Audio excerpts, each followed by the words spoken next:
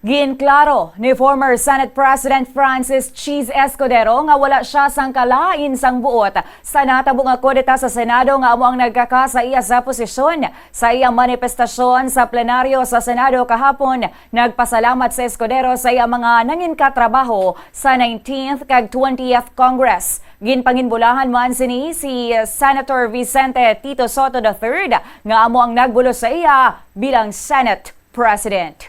I serve at the pleasure, Mr. President, of the majority and understand and respect the decision of the majority of my colleagues. I hold no grudges. I hold no ill feelings. I congratulate Senator Vicente Tito Sotto III on his election as Senate President, and I wish you well, Mr. Senate President. Nandito lamang po ako bilang ordinaryong miyembro para pagsilbihan at paglingkuran kayo sa anumang kapasidad na pwede at kaya ko bilang bahagi ng Senadong ito.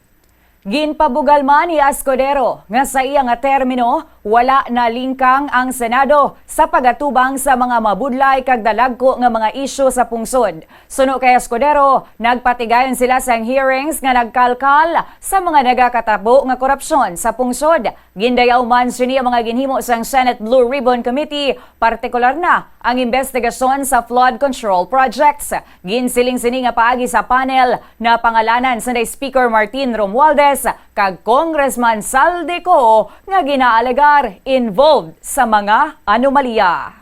Sa ilalim po ng aking panunungkulan at sa pangunguna ni Congressman Rodante Marcoleta, may ilang bagay po tayong nakamit at nagawa. Nakapagsalita na ng bombo kaninang umaga si Congressman Toby Chanco at nabanggit lahat ng nais niyang sabihin hindi nasabi sa kabilang kamera. Nasabi na rin po, Ginoong Pangulo, ang the name that cannot be mentioned, ang pangalan ni Speaker Martin Romualdez at Congressman Zaldico sa pamamagitan ng paghihiring kanina pong hapon.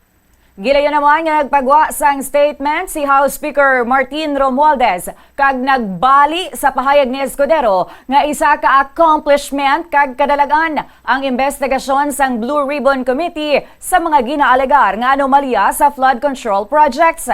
Hindi patas nga kabigon ini nga accomplishment suno sa House Speaker. Ilabi na kung ang ginbasehan lamang sa investigasyon amo ang unfounded claims.